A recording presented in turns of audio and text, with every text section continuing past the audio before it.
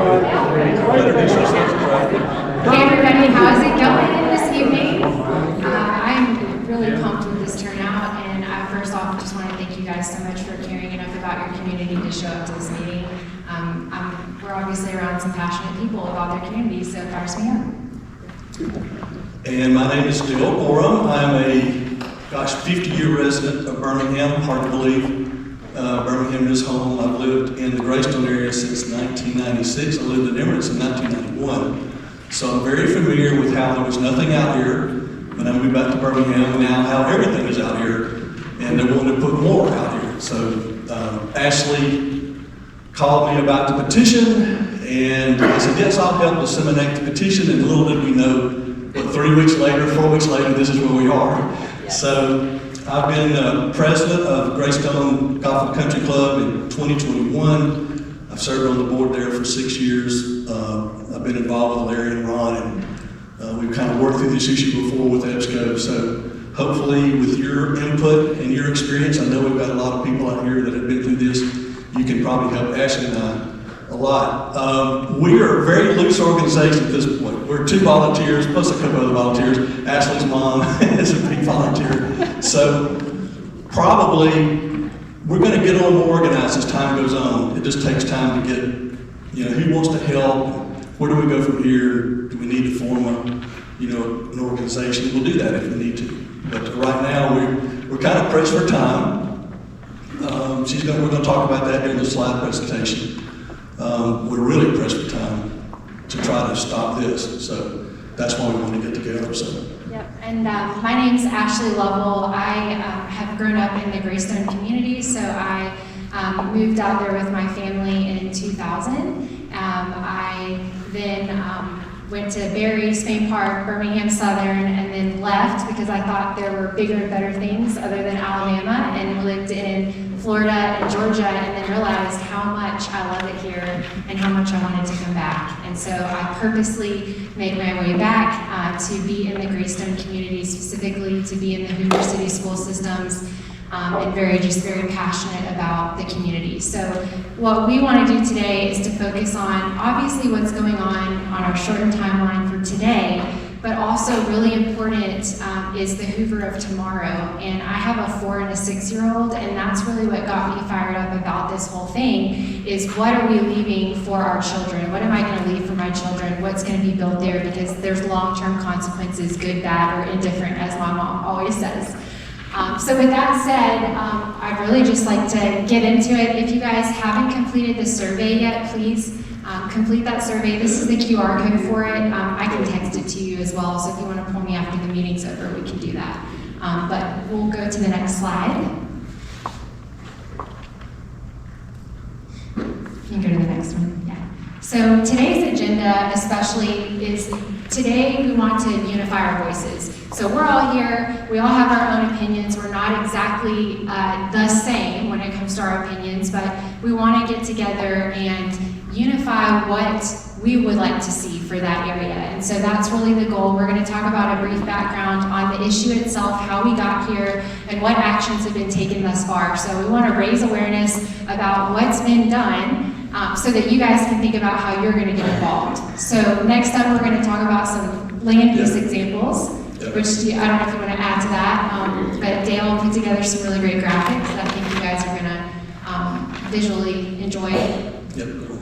We're going to review the petition results and the Voices for Tattersall survey results. And if you want to just go through the whole list, that's great. You don't have to, so we're going to talk about action items and then how we can raise awareness, and then just community discussion at the end. So to let everybody know, at the end we will reserve some time if you'd like to come up and talk, or if you want to say a few words or ask questions. We want that to happen. We want to have that verbal stuff going. So next.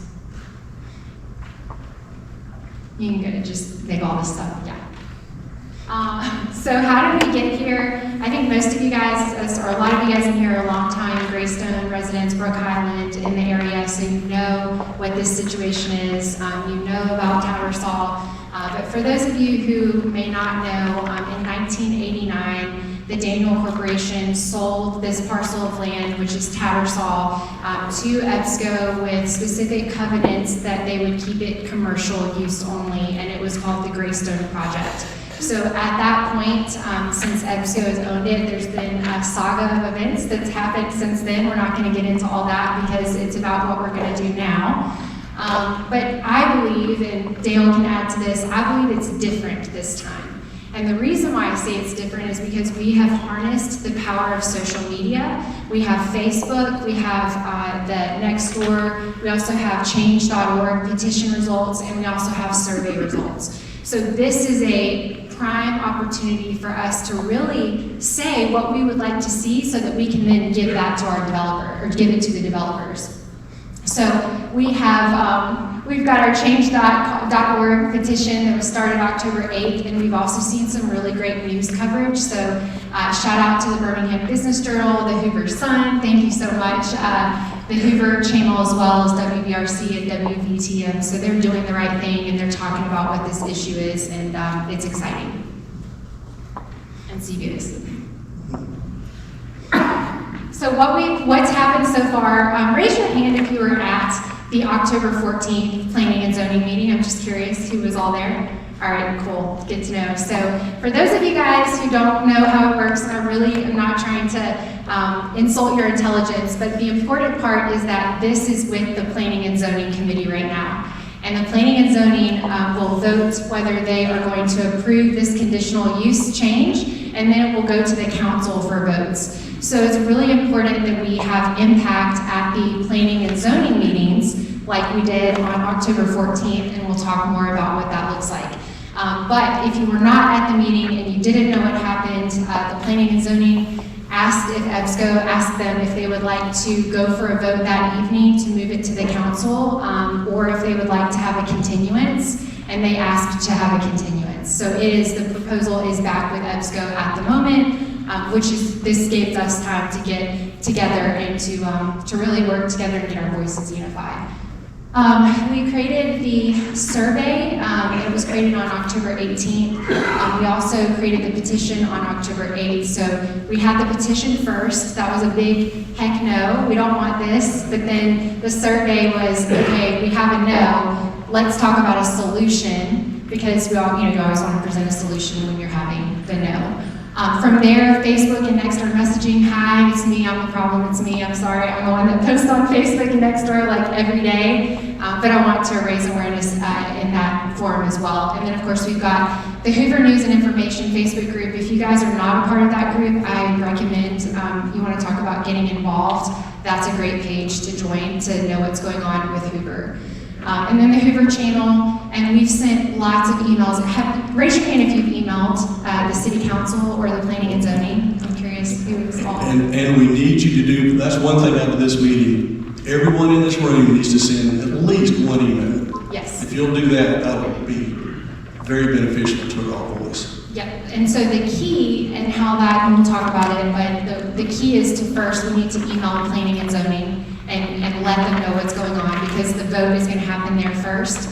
And then of course we want to let the City Council know, just so they know what's brewing, what's going on in the Planning and Zoning, although we have done that. So lots of emails have gone to Planning and Zoning, the Hoover City Council, as well as the mayor. You want to go to the next slide?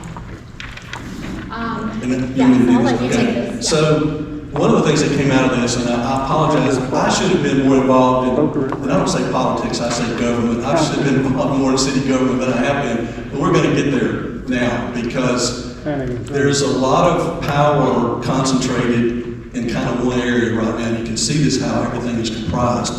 And I did not know this. I thought each council person had a territory.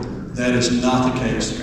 And that is very, very important to us. Right now, we have, at least this side of town, has no representation on the city council, as far as I understand. We did have a while back, I think Trey Lott was on it the last one. But I've told many of you this as you came in. If anything happens out of all this, that's going to happen. We've got to get someone on the city council from our side of town. So they serve at large. And another key point is, and I think I may have come up with this, it may be later on, the Planning and Zoning Board serves at the behest of the mayor. So they're volunteers, but he asked them to serve on the planning and zoning. It's probably tough getting people to do that because it's a lot of work, but they are kind of his appointees. So there's a lot of power concentrated in that one little group. Now, I thought the meeting went well. It went very good. They did a great job. They listened to our voices, and they gave us a month. But they gave them. The room was filled with us. Yes, did a very good job. So I was very happy with the way that went. But you can see they're the sole authority on subdivision regulations, subdivision requests, and the zoning and planning. Then they make a recommendation to the city council, and the city council can all do whatever they want to do. So I think that, and they have one liaison from the city council that sits on planning and zoning. Yes, Christy Driver. Chrissy Driver. She talked a lot with Ashley. She was very helpful. One thing that came out of the council meeting, and they were very consistent, and I want y'all to be thinking, the reason I'm telling you this now, I want you to be thinking about it toward the end. They were very persistent in the fact, and they kept telling us over and over again, they made this point about 10 times, they could pull permits today and start building commercial on that property. They can't build multifamily on that property. So we've been through iterations where a car lot was proposed and some other things were proposed, and they kind of got shot down. But we're now at a point where they're really serious about the multifamily dwelling. So we'll talk some more about that later on. So, did I cover all that? Yeah. All right, next slide. All right, so I don't know if you thought about the size of the property, and I've got some examples here. I thought these would be very beneficial to kind of, prime your mind a little bit as to what could go over there. So, hit the next slide, please. So this is how it sits now. This is their proposal, I think, as of the last city planning meeting. And you can see the buildings in D, E, and F, which are commercial. There's not a lot of commercial on that plat. I don't see a lot of commercial on that plat. I see a lot of multifamily dwelling on that plat. The hotel is on there. I think it's 3 was going to be the hotel or proposed hotel, Yep. right? 3 stories, but after AC and all that, it could be up to 5. Yeah, 5 stories. What letter is that? I'm sorry, where is it? What's the letter? It's the number 3, it's J. J, thank you. That's the hotel? It's a little, It's the crosshatch. L-shaped building. Yeah. Thank you. I'm sorry. The L shape. It's Yeah, J, L. it's B. It's the crosshatched area over there where it says hospitality. That's the proposed 5-story hotel over there toward Publix. Okay. That's the hotel. Is that Little boutique hotel. is that the extended stay? No, and that's a good point. Honestly, I think that was a bargaining chip. I think the hotel's a bargaining chip.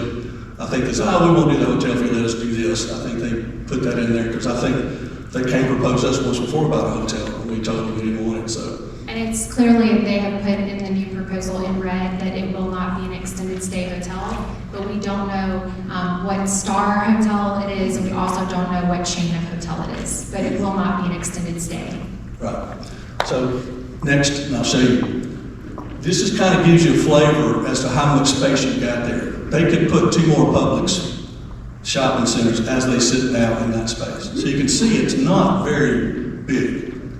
Because that Publix is not as big as a Publix over on Doug Baker Boulevard. This is a smaller Publix. Is it 18 acres or 33? I believe it's 30. So it was 18 at first, but then they revised their proposal and included more land and also included more commercial space. So it's increased since their revised proposal that was presented at the planning and zoning. Yeah, it's like 30, I think it's around 30 acres now. Just out of curiosity, that retaining pond, I don't know what you call it, but that wouldn't happen to be protected water. I am looking into that today, actually, with the Alabama Department of Environmental Department, and I'm looking into that. So if anybody has any experience with that, The other, it's a wetland. That's a good point. That was a good, I'm glad you brought that up. West High Publix, is that part of the Yeah. waterway There's also? wetlands. Yes, There's a yes, water- there's a whole waterway back there. Yeah, So the part that sticks into it, what the heck is that? yeah, it's Lee Branch. It's part of Lee Branch. It comes through there. They're apparently going to build a bridge build a bridge over that creek to get into the trees, to get in. You'll see now there's a group of pine trees. Okay. Yeah. So I imagine they're gonna build a drainage area and put the homes on the other side of that creek, and that's not gonna occur. So I'm concerned about that. And the environmental impact, we brought that up, I think that became one of the questions during the city council, during the planning meeting. Yeah, and I confirm the state of Alabama, as far as I'm concerned, as well as the Hoover City, does not require there to be an environmental study done ahead of time, which is surprising to me. So I need to look more into this, but I would like to see an environmental study performed and how it would impact that area. I do too. And that's in the survey. There's a lot of survey comments that said that very thing, so that's one thing we're going to bring up. All right, so hit the next one. Okay, so here it is as it looks right now, vacant. Big Whiskey's, if y'all don't know what's being built there, it's a Big Whiskey. It's another it's another walk-ons type restaurant, sports bar. They have one over near the Hoover Met now. It's been open, so it's going up in the top left-hand corner. But that's the property. You'll see that group of pine trees right there in the bottom left. That's where it kind of comes across the creek, and that's where they're talking about building some of the multi-use or the over 55. Right, hit the next one, I'll show you. So here's the Whitby footprint in that same piece of property. So if you want to imagine how it's going to look, that's what it would look like. And the Whitby is across the street from us. So. It's the exact same. I just copied it down just to give you an idea of what we're talking about. So the density, 327, I think. Yeah, over 300. Yeah. Yep. And the Whitby has 300 units, I believe. Yeah, 320. I think it's 320, 321, something They like had that. 15%. So we're talking about like 600 Yeah. potential units. Right now, it's about 10%, 15%. They haven't even opened. They've only opened 2 towers. They've still got all the other towers to open. So we're going to touch on that too in a minute. Hit the next slide. Okay, so this is the cottages. It's on down 119. It's like the first group of new development that you see going down the road. So there's that on that footprint. And they are leased, if I'm not mistaken. Those are leased cottages. So you see how much space you have in there. So get the next one. Not worst case scenario, but I've heard people, hey, let have a Costco back there. That's where Costco could fit. That's it. That's all they can put in there. One big commercial, big box project. Next one, please. All right, so we got this thrown up out of some lot. Hey, you need to go look at Knox Square, over near the Hoover Met. This is another project. They're doing a great job over there, a lot of planning. So I put the Whitby footprint over there so you kind of see in comparison. And it's just not encouraging to me to see what they've done over there at the Knox Square side. Next slide. And the developers at the planning and zoning had said Knox Square is a good example of what can potentially be coming our way. So if you guys want to do some research yourself and check out Knox Square, that's a good, And so there's the Knox Square footprint overlaying the property. As you can see, it goes over the existing Publix, covers the complete territory. There's no way that you get a Knox Square, any type of Knox Square, into that existing footprint. I think that's all for that. Next one. Here you go. So we started the petition with change.org, so thank you so much for signing it. I'm sure most of you guys have signed it. We have, I haven't checked it like as of a couple of hours, but right now we're at 1,911 signatures. So we will hit 2,000 by the planning and zoning meeting, and I'm fired up about that. So this is not some, just a little 200 signature petition. This petition carries weight. And it is a representation of an opinion from the community. And that's where we want to see it as, this is loud and clear messaging to the decision makers that we don't want what they're proposing. So do you just go to change.org and it's there? Yes, and if you want to catch me afterwards, I can text it to you, and it's all done electronically, so it's super easy the way they do petitions now. And if you get anything from change.org talking about money or anything, that's not us. We don't have That's anything. change. That's just how they pay for their free surveys. They have to fund it somehow, and you may get some other things in email. But be sure you unsubscribe or you'll get inundated Yep. with change.org petition. I'm saving some fish in Washington already, so we'll do that every time. And I'll send updates through change.org. So like tonight, they ask for your email address, and so I will be sending updates, not a lot, but just the ones that you need to know, like the next planning and zoning meeting will be posted on there. So you can go to the next slide. Are we reaching them like Brook Highlands and Grant Mill neighborhoods? Yeah, so you'll see in our statistics here, but we need help reaching more of those people. So if you know anyone in Brook, I know there's Brook Highland folks in here as well. We want to pull you guys all into it, and so spread the word as much as you can. Yes.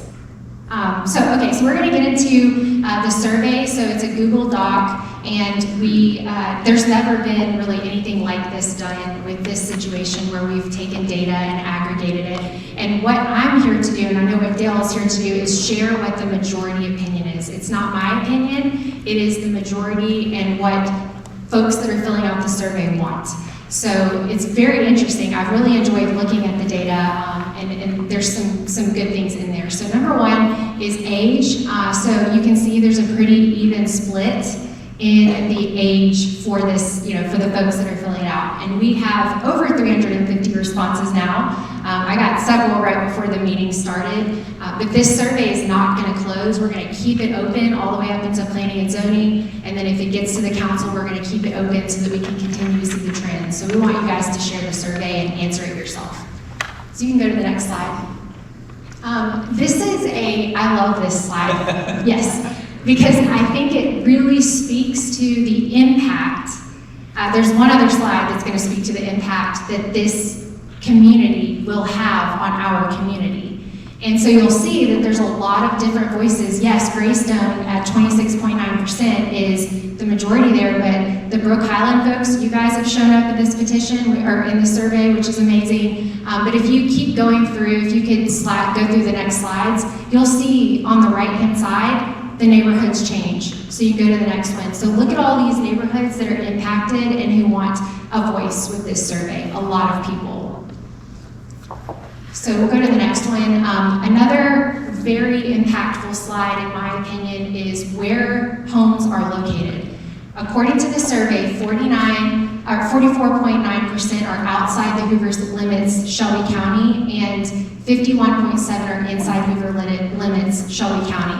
And that matters because this is going to impact, like I said earlier, this is going to impact Hoover City, but it's also going to impact outside of Hoover City. It is a far-reaching situation at hand, and people are speaking up outside of Hoover City, which is pretty amazing, in my opinion. So we'll move to the next slide. So right now, single family. No big surprise here. Yeah, 97.7% is single-family home. We can go to the next slide. And then do you own, rent, or lease? 97.4% of respondents own. There's a small percentage of the pie that also rents. You can go to the next slide. This is a great slide too, because you'll have the folks that have been here for 20 plus years. I know my mom is one of them, has been here for 20 plus years. But then you've got a pretty even split between 0 to 5, 6 to 10, and 11 to 20. I saw this and I got excited because I saw that the people who've only lived here from 0 to 5 are getting involved in this survey. So it shows me that folks want to get involved and there is awareness going on. So you go to the next slide. This is interesting as well, what is the overall opinion of Tattersall, just as it stands right now? And so we found that the majority, as in 32.3% of folks, are feeling positive or have an overall positive view of the Tattersall development. Now, there is, followed by that, the next largest group of folks have a negative, which is 23.7%. But as far as it goes now, 32.3% find that it's a positive situation going on. You can go to the next slide. All right, another one. What is your overall opinion on the developments that have taken place along Highway 119 in the Greystone area? 40.6% of folks said it's negative. They do not like it, followed by very negative. So negative and very negative are how the community feels about these 119 developments. Yes. Yeah. So in other words, there's only 26% that thinks anything's positive about anything going on in 119. Where they find it? They're Taco Bell lovers. So if you go to the next slide, what can concerns, this is just kind of a mixed bag. We wanted to have folks just tell us, what is your concerns? What are some of the things that are upsetting, bothering, on your mind?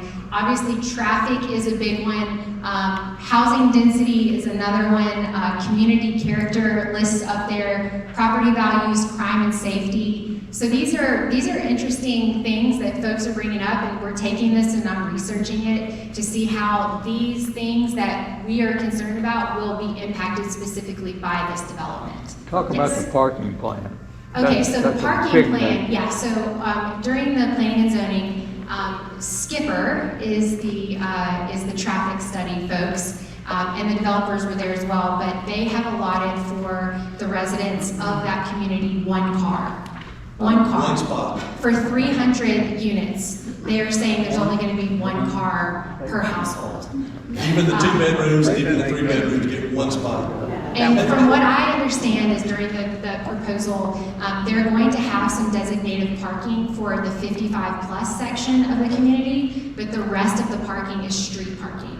So there's not going to be a dedicated parking lot, it's going to be street parking. And Yes. We have so many people built out here now, since I've been out here, I've been out here in Brook Island for almost 20 years now. And I've seen just the traffic alone. So what is our traffic state? It's the worst, Birmingham has the worst ever traffic state. And that came up, we would ask a question, and they said, well, we hadn't studied that. And we're going, how can you not study that? It's right across like the Whitby. The Whitby's not included in the traffic impact on this shopping center. It's like they're not gonna drive across the street and go to the restaurants over there. So that was not. They're proposing a couple of intersections would need streetlights. So they were proposing some streetlights, but then also again, Skipper, the traffic study folks, when asked, have you considered the Whitby? The individual did not know what the Whitby was, which I think speaks to the fact that, and then asked, why don't you know what the Whitby is? They said it was not included in the scope because it is not a part of Hoover City, and we were just examining Hoover City. And based upon the data, this is not just a Hoover City problem. So we'll move on to the next slide. As far as, yeah, so the traffic study, you know, that to answer your question on that, I believe that our community showed up in a huge way at that planning and zoning meeting and asked those questions. And that's one of the reasons why they had to ask for a continuance, because I don't believe that they were prepared to answer questions such as that. In fact, he didn't have an answer. No. Okay, so the next one, can you go back to that next slide, or the last slide? So are you opposed to a residential component? This is huge, okay? 84.9, and actually I looked at the survey before I got here, and it's gone up to 85% of folks do not want the residential component. And that's where a lot of this centers around, because the reason EBSCO is going through planning and zoning is to get a conditional use rezoning that would allow for them to put residential into the commercial that they already have approval for. So that's big. So 15% of people said, no, I'm not opposed, but by and large, the community is talking. The community says 85% don't want it. And then changing, what's the interest in residential? I mean, why is it that they're trying to add that in there? I like this sign right here. They look at the two yeah. down the road that are Yes. rental income. Yeah, so I think the Whitby is a great example where you're packing high density into a small location and that, you know, money. They're gonna tell you other things like it feeds commercial, but we know that that's not true through other things, but either way, yes. I just want to ask a question. This might have nothing to do with it, but the mandate against zoning for single-family properties and to create diversity around single-family neighborhoods, that mandate under Obama was brought back by Biden. Okay. And if the communities in the states don't abide by it, they lose all federal funding. That has come up, I've heard that. Is this I need to anything look to do into with that. that? I'm not sure. Because That's one tact. Trump got rid of it. Yeah, that's one And tack we Biden can brought it take on back. meeting those type of guidelines called selective zoning, which you cannot do. You start throwing that word around and everybody gets really upset. But going back to your point about why they think they had to have that, I've done a lot of research on this. I've read a lot all across the country, and that's the buzzword they came up with. We can't make this economically feasible for the developers unless we have a residential component to feed the commercial. Well, you saw how much commercial is in there. Greystone could support those few restaurants that's down there.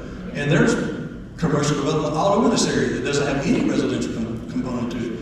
And they're making a go of it. And I've had a couple of discussions early on. This seems to be the trend. And if you study and you read about it, planning, there's a trend to pack people closer together. They don't like suburban sprawl. They don't think that's a good use of the land. And whatever's in their ultimate mind, that's what they're trying to push on this type. Put as many people there, walk everything you can, don't get in your car. It's all kind of driving that same thing.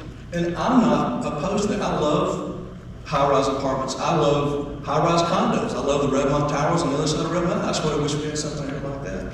But they don't seem to want to do that. They want a multifamily so they can make a lot of money.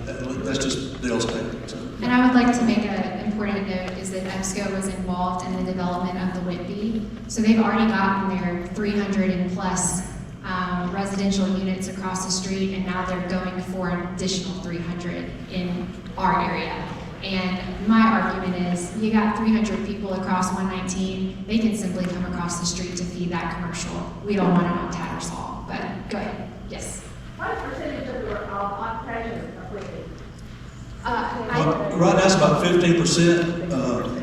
I toured it in fact, I toured it the day of the planning and zoning meeting. I wanted to go see what it does. And it is nice. I'm not gonna lie. They did a very good job, as I would expect EBSCO would. They do a class project. But if you go in there, you kind of feel, to me, like this, because I live in a home, and you go to an apartment, it's kind of tight.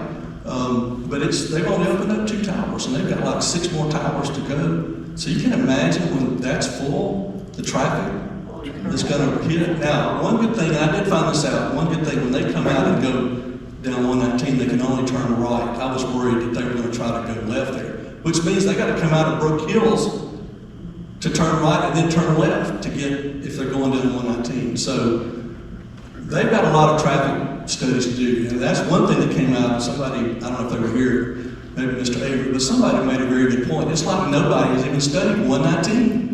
They haven't even looked at the traffic situation. Either the state needs to do it or somebody needs to do it. Because it's backed up. I think you said that. It's backed up to Grants Mill at 5 o'clock on some evenings. That's a great oversight. Somebody really missed that point. So. And you think about the infrastructure improvement, zero infrastructure improvement in that whole area, but yet all of these housing developments are happening. So it doesn't add, Are y'all aware of the proposal for the Grants Mill area where they've cleared? I'm not sure what that's going to be. I read something, it was on, I don't know if it's Nextdoor or Facebook last night, and it was a printout from a planning and zoning meeting. It's Jefferson County.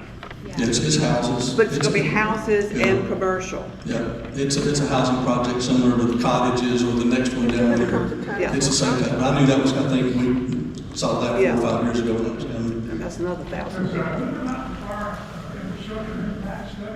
That came up. That came up during the meeting. I think that's one reason we got a delay is they're looking at each other like, have we done an impact study on this? So that may be part of it may get delayed another month. That's our hope, that they keep delaying it and keep studying it. So. Well, the young man that reported on it had done a survey. Yeah. And it was totally, he had no earthly idea what Whitby was. Yeah, that's right. That's when that came up about the Whitby. He didn't know the Whitby was over there. What about outline EPA in regards to this screening? That's my next task, Yeah. is to look at, so if anybody has experience with any of that, please contact me after the meeting. And that's one reason we're meeting. There's a lot of experience. There's a lot of experience in this room. Some of you maybe have served on government positions before. That's one reason we want to get together, because we don't want to miss an opportunity to learn something from somebody that might help us. What was it, y'all's question? How many parking spaces is the Whitby? I don't know, I did not see that. Ask the question out loud. It asked about how many parking spaces to Whitby allowed. I think the national average is 1.5. 1.5. They have parking decks under the tower on the far side. There's parking decks under there. A lot of the other ones you see on the outskirts have parking underneath them. And then some of the garages you can rent if you have an apartment that doesn't have a garage underneath it. But So, I can't see 350 parking spots. no, there's not. It's barely one if you get that to me, so. That's right.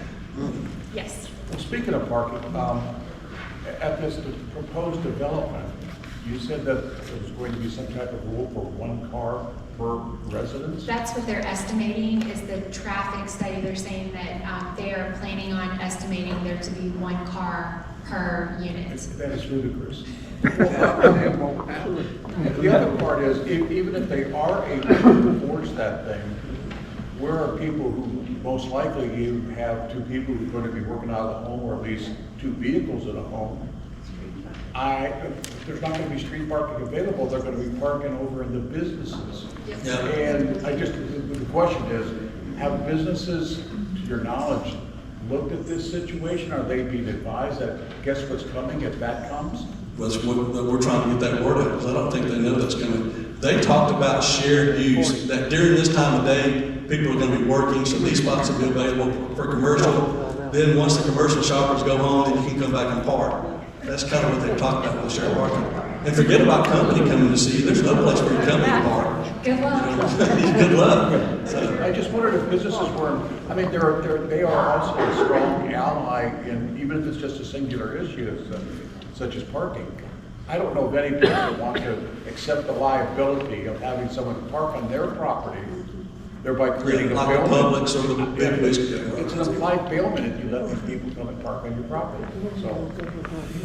If they have some radical questions, Yeah. we haven't, y'all done a great job communicating with all constituent groups, but have we thought about going to EBSCO, CEO and chairman? We will eventually. They've reached out to Ashley. We were trying to get all of our ducks in a row before she sets down. Okay, she wanted to know, have we talked to anybody at EBSCO? I'm talking about the And- chairman and the CEO. Well, and some people in this room know those people, and I think it got mentioned in the zoning. Somebody said, I know the E.B. Stevens family, but I think the plan is, once we get everything together, we want to sit down with them. And take our majority opinion and say this is what the community wants, Because majority that speaking. banquet So that's our would next allow the step. apartments to be built down. Well, that's what we're hoping. If we I mean, don't get that's some allowed fixed. down the road. I just want to say, a friend of mine who's a realtor and they live in Hoover, over by Trace Crossings, she told me that they tried to do something similar to this in the preserve. Yes, they did. Yeah. And they were able to, it didn't happen there. Yeah, that's the preserve group that got together, Yeah, okay, so I didn't know if you knew that. And then she also told me that they're fighting some of the extensions to the Trace Crossings. They were at the planning and zoning meeting. Yeah, and last but they're not doing as well with defeating it at Trace We got- Crossings.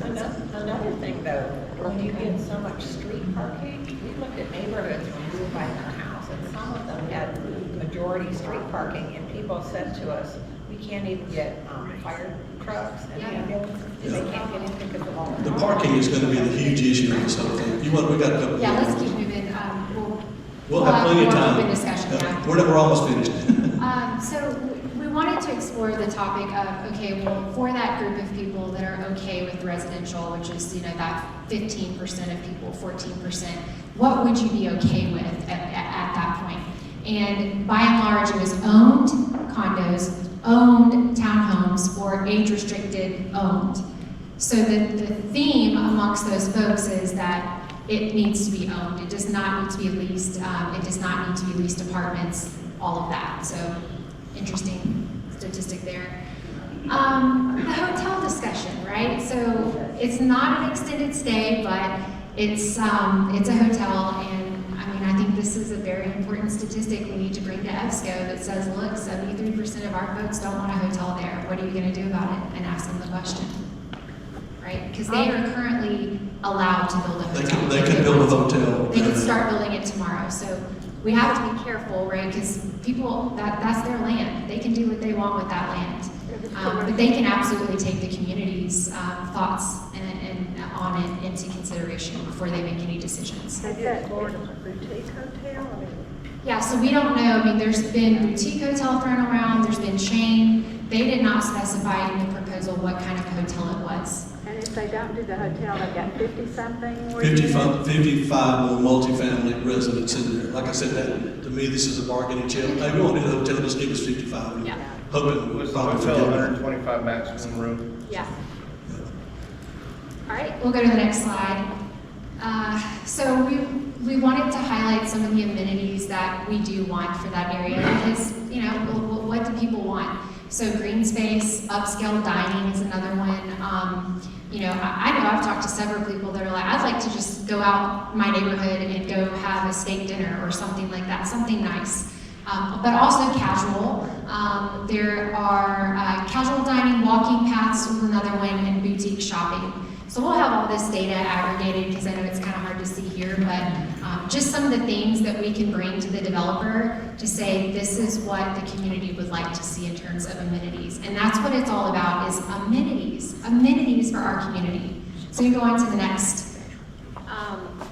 Yeah, so here are the strategies, and if anything, and Taylor and I are going to get into this, but if anything comes from these efforts, it's community awareness and making sure that we're watching what's happening, because we may be referred to as East Hoover, or we may be East Hoover, but there's a lot of us, and the decisions that are being made impact us even if they're across town. So number one is if you guys can please attend the November 12th Planning and Zoning meeting. That is the meeting where EBSCO is going to come back with their proposal that they asked for a continuance on. And there's nothing more powerful than having a group of people come from the community. And I'm even going to challenge you guys to wear the color red to send the message of that we're standing together. So if you can make it to the November 12th meeting, and I'll be posting about it, wear the color red. So Even the Auburn fans. I know, exactly. I was like, And the LSU fans, you gotta wear red that day. yeah. And I actually have stickers that I've had made that I'll be passing out at the meeting as well, just so that we can all kind of identify, hey, we're on the same team. But I have talked to several folks who have had successful situations where they have, you know, communicated with the developer and the developers listened. And the common tie between all of that is that they have community presence at planning and zoning as well as the council meetings. So that's very, very important. And there's a work session at 5 o'clock. I think they do a Yeah. quick work session at 5 o'clock, so you can come in and go ahead and grab a seat, and you'll probably see the tail end of what they're going to talk about 5:20, 5:25, and then you'll get to hear it again when they go through the meeting. So. Yeah, exactly. So obviously, if it goes through planning and zoning, then it's going to come before the council. So it's kind of, I just wanted to have you guys know what the upcoming city council meetings are. November 18th and obviously December 2nd, because it's going to just all depend on what happens on that November 12th meeting. Yes. Where are those meetings? So they're at Hoover City Hall, which is down 100 Municipal Lane, which is the same exit as the Galleria on 31. So the Galleria is to the left, it's up to the right. So it's where like the library is, and yeah. You just exit, take the first right once you exit up on 31 and park up there, and you can walk across the bridge over to the council chambers. Yep, yes. So on November 12th, will the public be able to make comments again? Yes. So the way that forum rolls is Mike Wood is he's the main guy there. He will moderate the comments. So he'll allow for around 2 minutes, and he usually says, hey, come up here, say what you want to say, but we want some new stuff coming up every time. So when you're doing that, we highly encourage you guys to come up and say things, make those public comments, because they do listen to what we have to say. It's important. They get your name and your address for the record. And like he wants you, not 2 minutes, he wants you to keep it 2 minutes, and he wants you to bring something new. He'll say that over and over again. Unless you have something new, don't come up here. He's very efficient. Yes. Actually, before, when they first go around the Tattersall and privately owned lot, they had meetings over here, several of them, one at the college, they had one here, they had others. This just seems to be all on the side of town, none of us live. Yes, exactly. And so are they not willing to come across the town themselves? And see what it's like over Yeah, here. it's hard to- a lot of people. They don't know how to do it. Especially in rush hour. Yeah. And so they're making it harder there's things that we can do, and that's one of the things that Dale and I are going to talk about, are ways that we can unify, and at least if you can't make it to a council meeting, at least having a representative from our area to be at the council meeting. But yeah, I agree, it's hard. I have a 4 and a 6-year-old, so figuring out what to do with them at 5:30 is rush hour traffic. It's difficult. Yeah, but we need representation on this way. Yeah. Yes, we are. Okay, let's get. Yeah, you want to mention We got the second shot. If the planning and zoning approves their changes, we've got the second shot at the council meeting. Yeah. But it's probably not likely. Yeah, so one thing that I would want to mention is that folks immediately think, okay, I need to email the council like right away on this issue. I just want to make sure everybody's clear. They don't always know what's going on in the community, so it's important first to get involved with the planning and zoning, and we're going to have their email up there. But then as a courtesy, you can email the council and say, wanted to let you know this is going on and this is how I feel about it. That's a great way to approach it, so that they have knowledge of outside, what's going on before it comes before them. They did not know about the change.org petition until she showed up with 1,500 names, and that got their attention immediately. Yes. Yeah, so I walked up to the podium and had them printed, and I'm planning on doing that again. And yeah, they did not know, but they have it, and I'm providing a weekly update to them every Monday that says, here are the statistics, here's the signatures, here's the surveys. So they're very well aware at this point what's going on, where they should be. And then you've got December 2nd. Go back real quick. This is very important. This is where I think ultimately we keep talking about we need representation. That's next year. So we've got to get, if we run somebody for council, we've got to get that together quickly and start campaigning, because the elections next year, they moved it off of the presidential year. Used to do it all together. It's just too much. It got kind of muddled. And so the state legislature passed a rule that they have to be a year off of the presidential election. So the timing is good for us for what we want to do. Maybe we could get one with as many votes as we have out here. We almost could have 2 on the city council, because Ashley said it takes about probably 7,000 votes to get to get elected. So, and especially since 2,000 just on the petition. So, next slide.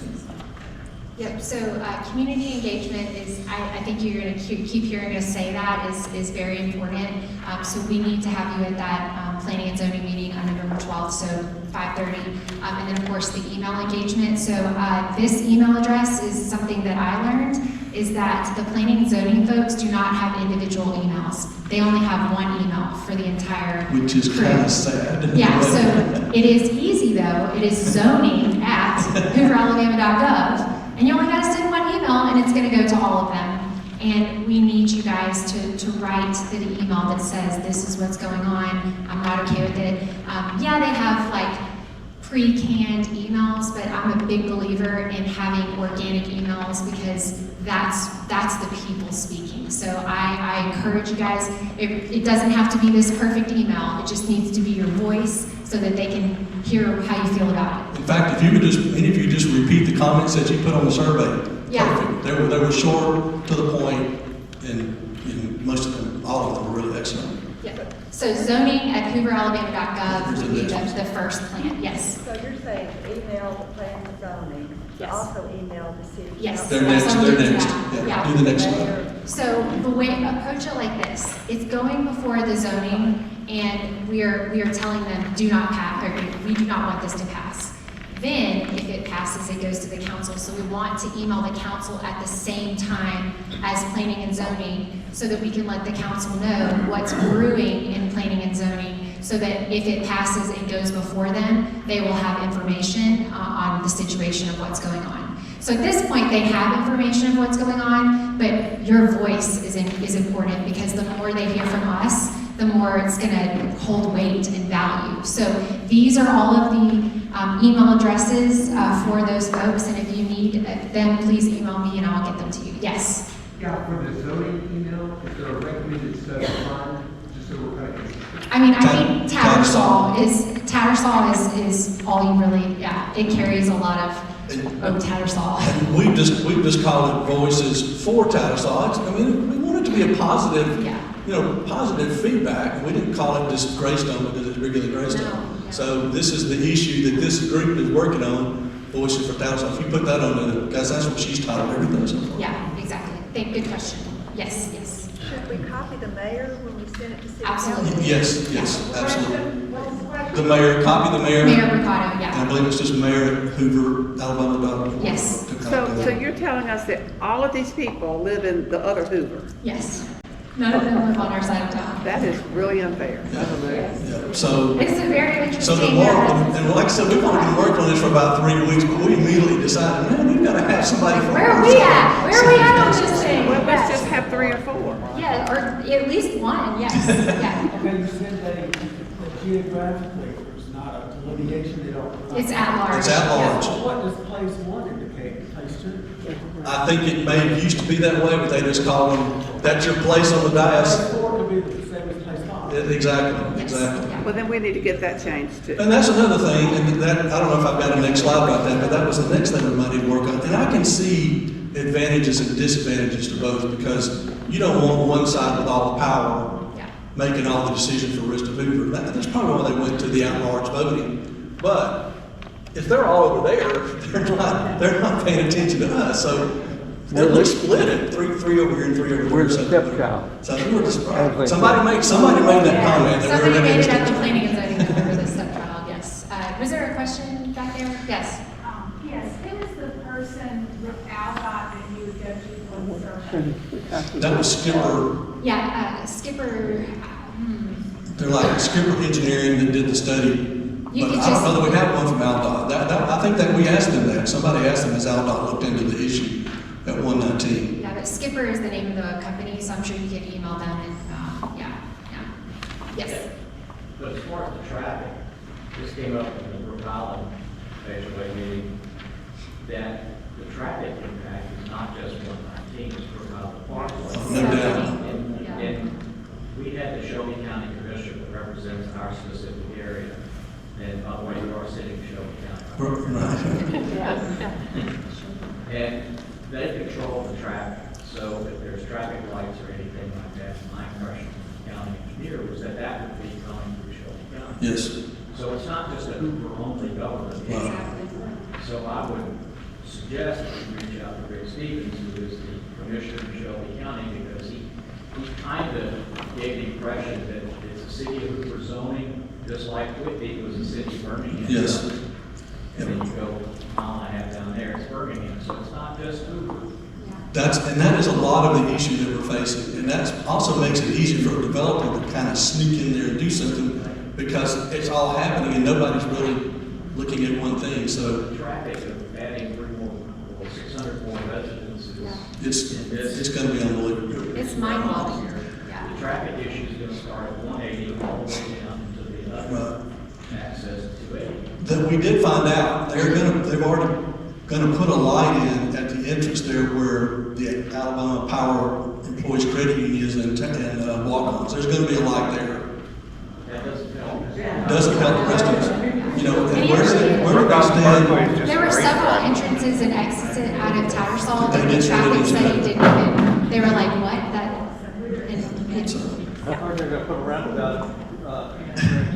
Yeah, Yes, there they're were proposing they that. talked about 4 intersections at the meeting.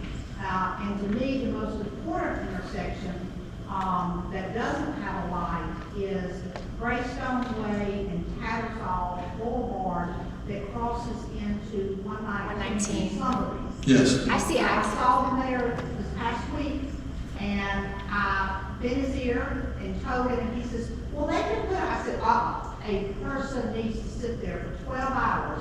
And watch that. How many wrecks Yeah. happen at that. And there are old people that cross in their wheelchairs. And the ambulances coming in and out of there, and I said, they need eyes sitting there.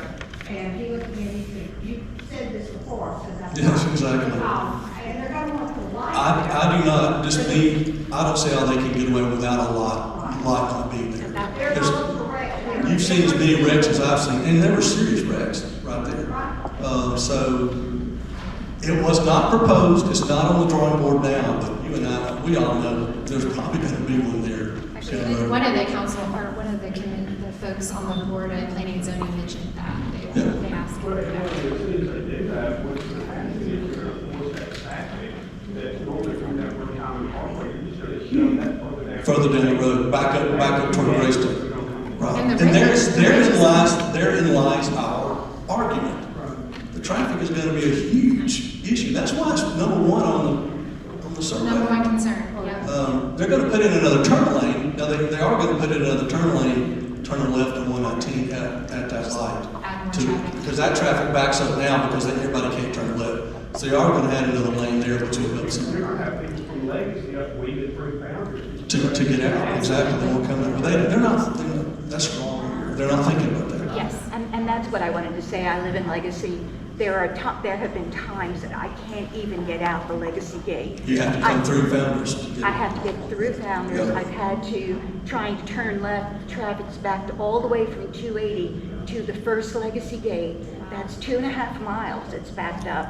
And I've had to make a U-turn and try to go Grants Mill and go around to get to an appointment.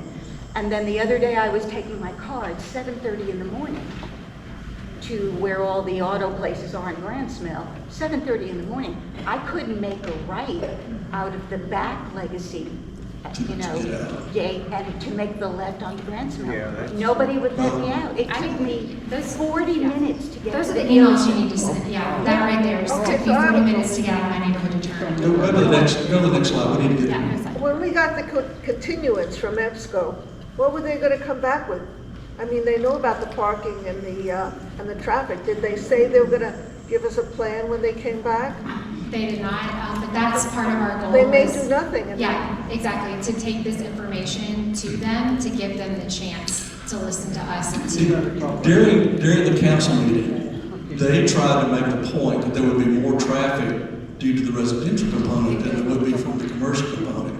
And we just did not see that argument. That did not wash with us. You can make a study, in my mind, you can make a study whatever you want it to come out to be. So, Exactly. But I think that we should insist that a study be done now, and based on the occupancy of the new residences there. And maybe wait until those residencies are 80% full. That's and why. then decide if they're gonna build. that came up. That would make the decision. Yeah, that came up. That was one of the best points that They you did. can't they study literally the have 50% occupancy, and even the cottages are not even 50, but you cannot study that until those things are full. Then come back and talk to us about the traffic. So here, and this is, if you haven't thought about it, I believe there are plans to 5-lane Grants, 119 all the way to Grants Mill. I've heard this for a couple of years now. So imagine they do that. Oh, that's great for us. That just makes the rest of it more accessible to everybody else. They build more houses and more houses. And so it feeds on itself. At some point you gotta say, enough's enough. This is it. Let's just stop here. And that's kind of what we're saying as far as the residential. I don't think anybody's here against the commercial side. We've said that over and over and over again. So We're for thoughtful development. I mean, I think the problem with not expanding anymore is the city's running out of money.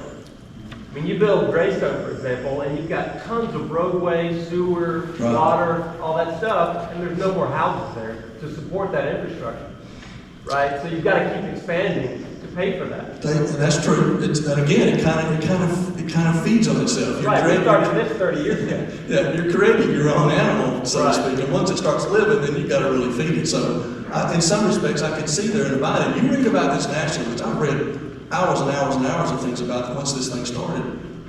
Affordable housing is tough right now. Young people cannot find a place to live. And so they come up with this argument, hey, we need more apartments. Well, not necessarily. They just need homes that they can afford. So until that kind of unravels, I think we're always going to get this issue. We need denser, we need closer together, we need entry-level housing. And we all know what happens to apartments 20 and 30 years down the road, right? For the next 10 years, it's not going to be an issue. That look great. But 20 and 30 years, we're all gone and we don't remember what we all talked about. They tend to go downhill. So. And I encourage, when you guys go to the next planning and zoning meeting, a simple yes to a conditional use rezone you should see the open, kind of the open checkbook, if you will, of the things that EBSCO wants to do that are not set in stone. So it's concerning at the least because they say yes, then but there's no definitive plan on what is actually I going to go think we on need that to consider land. the wildlife in the area. I mean, Yeah, if they take all that tree area and the water area, we're already running them out of their homes. And I think the environmental impact study is something we really need to press because they have water sensors that measure the water levels because that creek eventually feeds in to other tributaries. They're watching that all the time, so it's obviously something they're concerned about. And how close can you put a development to a lead branch that may be protected? We don't know. And they have to have a greenway. I have a question. Has anybody talked to the school transportation? I'm at North Island. That was great. And children in the Oak Mountain schools. And as of now, some of our buses are running at 6:10 in the morning for a school that starts at 7:45, which is kind of ridiculous that school starts at 7:45. But they have to start that early in order to beat the traffic. The elementary schools, I think, are being picked up at 6:30, 6:45. And that's the traffic now. Right. Well, everybody talked to the school about how that's. So the Hoover City schools, they did have a representative. But that was Hoover City Schools. Yeah. Exactly. They did have a representative come and speak at the planning and zoning, and literally all he said was there is basically no impact to. But he's talking about the city of Hoover Schools, which is Greystone Elementary, Yeah. not necessarily Shelby County. Fullness of the school, the students. Well, I think Shelby County needs to be contacted about that because there's, especially 119, there are 11 schools. And that would be Mr. Stevens, right? That would be Mr. Stevens who needs to help you with that. Yeah. He would love to hear from you too. Actually, on our side of the room on that meeting, there was that black-haired gentleman who the zoning commission spoke directly to. Oh, Can you tell everyone here his responsibility with the city and how he speaks for the mayor and how he made changes to that presentation in EBSCO's behalf? Can you explain that? Yeah, so, I have one more thing. Okay, yeah. City of Hoover has a city manager, and he also should be emailed because he's been at some of the other meetings that I've attended, and he also is behind EBSCO's this proposal. He's also behind that. He's not, well, he grew up around here, but he came recently from Orange Beach, and he thinks this is going to be something similar to what he's seen in Orange Beach. He doesn't know. In June, the meeting in June, I don't think he understood what they're proposing. I'll get that info from you and then get it out to everybody. But the mayor does have a representative, like an administrative, and that's what that gentleman is sitting at the table, right? Well, Mac. That was Mac, yeah. Mac. Yeah, I forget, what's Mac's last name? Mac Martin, yeah, so he's the city planner. And there was just, at one point, I kind of asked myself, wait, who is he working for? And I think that's yeah, there were, someone leaned over and asked me, does he work for EBSCO or is he working for the city? So I mean, that just the question in itself that someone asks kind of lends to that situation. But, it's very, yeah, I'm going to cut it off with that. So we've worked through that. Yeah, so please share the petition. I don't know if you guys have seen on Nextdoor, but people are starting to really share the petition, and it's exciting to see that. Share the survey, share the news stories. I mean, my mom, for instance, was getting the agendas printed, and when she was getting them printed, the woman there was like, oh, I live in Greystone Farms. I'll be at the meeting. I don't know if she made it, but just like a simple... Very helpful. Yeah, like I'm a huge record fan, and I was over at Seasick Records downtown, and I started talking about Tattersall, and the girl there was like, oh, I live on that side of town, and I know exactly what you're talking about. Text me the petition. So it's like just by talking about it, it spreads the word, and so we need you guys to do that because it's all about raising awareness. That's the key in all of this. So engagement, and then attend the previously mentioned Hoover City meetings, and I'll make sure that everybody stays up to date on when and where those are. And you have somebody that wants to speak? Yeah, so... Before he speaks, let's talk about this real quick? Yeah. I've got friends, and a lot of you do, I've got friends on the other side of the issue. And they've come up with some great things, many things that we've discussed every time they present it to us. We discuss the same things, and they keep coming back. So I am sympathetic. I'm sympathetic to the developer trying to do something with this property. Yes, absolutely. We just want them to stick to the original commercial zoning. Since That's all. 1987. That's the main thing, so. Yeah. Yes. Actually, as Fisher mentioned, your next steps as far as taking a survey and meeting with the folks from EBSCO to say this is Like we what said earlier, yeah. what the community. Yep, so just so you guys are all aware, I believe it's going to be Robert Simon who's going to be the one developing that property. So I got his information from the mayor. No one from EBSCO nor Robert have reached out to me. But my next move, our next move, is to say this is the majority opinion and this is what we want, and have a meeting with them on that subject matter, giving them time to make changes to their proposal before the next planning and zoning meeting. So that's the Next yeah. step. And just for informational purposes, Robert Simon is also developing the Riverwalk on the other side of Hoover. So FYI. And you had somebody want to speak. Yes. Yes. So we want to hear from you guys. So obviously this is open for community comments. So we had one individual. What's your name? Yeah, hey, my name is Brent Dupuy. I live in Magnolias up on Brook Island Parkway. And I'm not against anything, you know, I just want to throw my 2 cents in there with you guys, okay? And I certainly don't support the plan as it's proposed right now.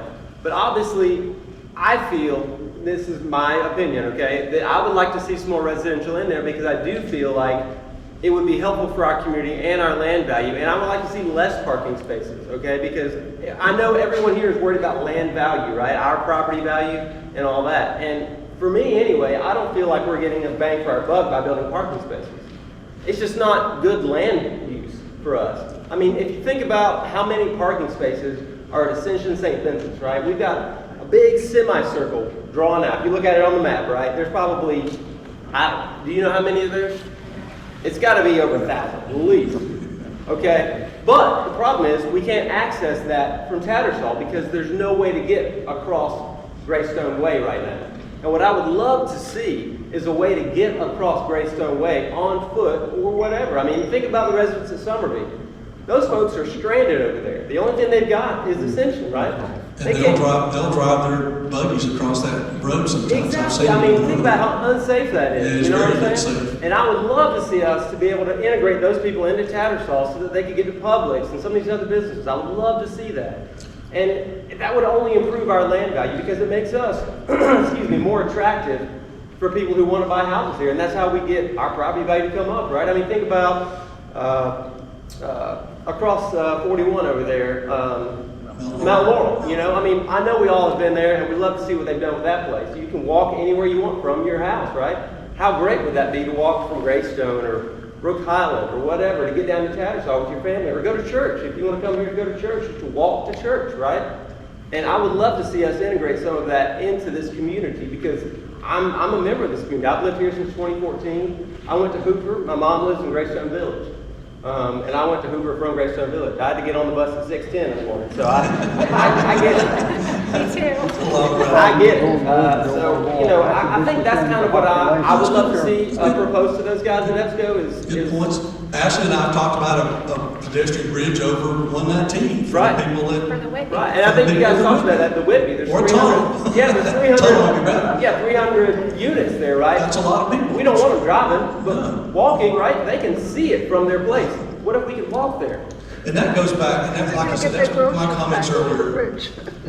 The planners, the urban planners in this day and age, they want walking because they don't want pavement, they don't want cars. I can understand all that.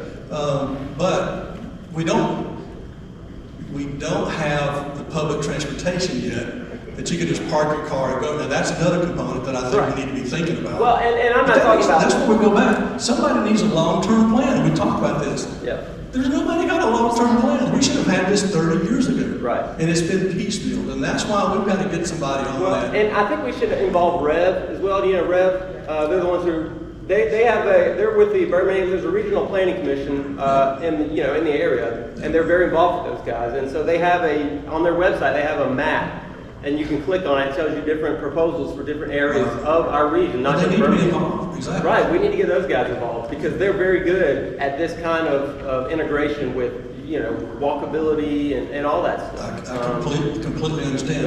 And if they were condos and townhomes and we were walking from those, we'd be all for it. Exactly, and that's what I'm saying. So if we have more ways to walk or more ways to get there without driving, then we're not going to have traffic problems, which I think is one of the main concerns that everybody has. And again, if they were owned, I think everybody would be much more in favor of that than just renting. And the whole deal with renting is you have no ownership in the community. You're in there 3 months, you're gone 4 months. If you buy something, you're there a year or 2 or 3, and you're going to be invested in it. That's all we ask. We've done this. This has got to be the 3rd time we've asked them for condos and townhomes, right, Larry? I mean, and they keep throwing multifamily. Right. I just want to throw another point of view out there for everybody, and That's the point of this meeting. Yeah, excellent. We appreciate it. Well, I just want to answer you a little bit. You can't really compare what we're looking at, Laurel. I mean, You're right, it's not a direct. nothing in Tattersall worth walking to. And their own homes in that. That's one I think we should have more local businesses. I mean, I would love to see like a produce market where we have like local produce, dairy, that kind of stuff. That's what Ashley's. Like we don't need a big whiskey. We don't need whatever. We don't need a whatever next, chain it is, right? I think people would walk or something like that. And if anything, I don't know how much people have traveled or whatever, but if you have traveled, my good friend right here, I went to Italy with him a couple of years ago, and in communities like that, you have to walk in Italy. Exercise is built into your daily routine. That takes you to the grocery store, to the doctor's office, all that stuff. And so I think it would just be beneficial in general for our whole community. I think, sorry, just because I think this is a really important point that we all need to keep in mind is they're developers, to your point, they can do what they want. They could, and they probably will. Well, right, so I think it's in our best interest. Our goal is not to shoot down whatever they put up or what makes the most money for them. Our goal is to make sure that they build something that is part of our community that enriches our lives and makes it better. And so I think I don't want to use the word trade-offs because they're not really trade-offs, but look at how do you make all that work, right? They want rental properties. Why? Because rental properties generate annuities. For 30 years. They make money forever and ever. That's right. And if I was a developer, I would want that too, right?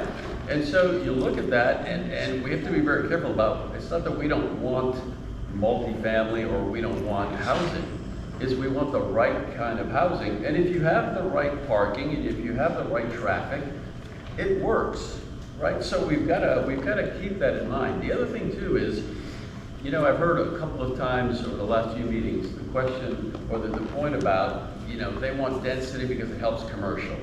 Well, regardless of whether you believe that or not, if you read everything, it's economics.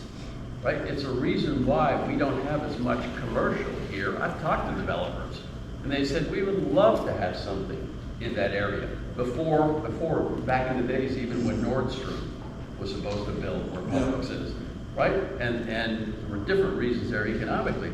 But then the issue came down to there was not the density to support